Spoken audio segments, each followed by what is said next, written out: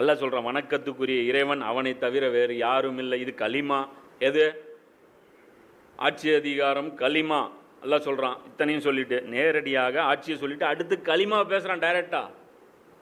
பிறகு நீங்கள் எங்கிருந்து திசை திருப்பப்பட்டு கொண்டிருக்கிறீர்கள்? உங்கள் மண்டையை யார் தான்பா கழுவுறா? ரெட் கலர் முக்காடு போட்டவங்களா?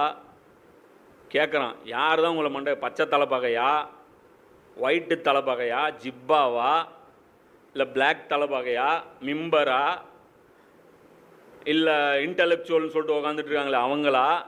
யார் உங்களை மண்டை கழுவுறா?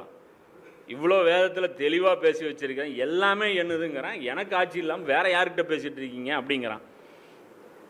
இன்னொரு 27, 61, 62, 63, 64 அல்லாஹ் சொல்கிறான். மேலும் பூமியை தங்குமிடமாக்கியவனும் அதனிடையே ஆறுகளை ஓடச் செய்தவனும் அதற்கு மலைகளை அமைத்தவனும் மேலும் இரு கடல்களில் ஜலசந்திகளுக்கிடையே தருப்பை ஏற்படுத்தியவனும் யார்?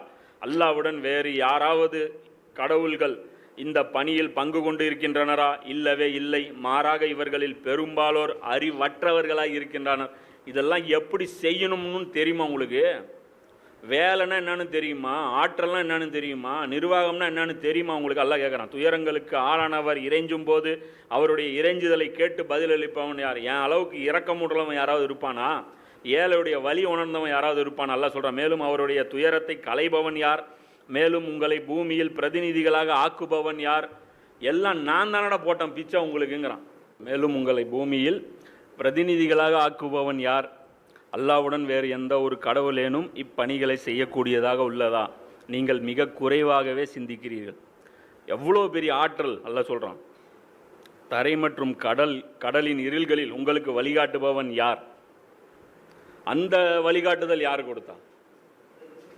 கிழக்கு மேற்கு யார் டிசைட் பண்ணால்? கடலில் எவ்வளோ, கடலில் நேவிகேஷன் இருக்குது தெரியுமில்ல?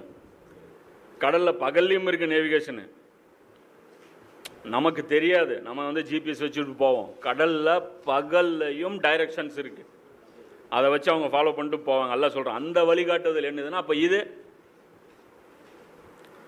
உங்களுக்கு எல்லாம் வேணும், உங்களுக்கு கம்ஃபர்ட்டாக இருக்கக்கூடிய எல்லாம் வேணும். இந்த வழிகாட்டுதல் உங்களுக்கு தேவையில்லையா? அதுவும் நம்ம கம்ஃபர்ட்டுக்கு தானே பேசுகிறான். அல்லாஹ் வழிகாட்டினதுனால பயன் பெற போவது மனிதனா அல்லாஹ்வா? அப்போ உங்களுக்கு பயன் தரக்கூடியது இவ்வளோ செஞ்சு கொடுத்தவன் நானா இல்லையா? அப்போ பயன் தரக்கூடிய ஒரு சிஸ்டம் கொடுத்தா அதை ஏன் செய்ய மாட்டேங்குது?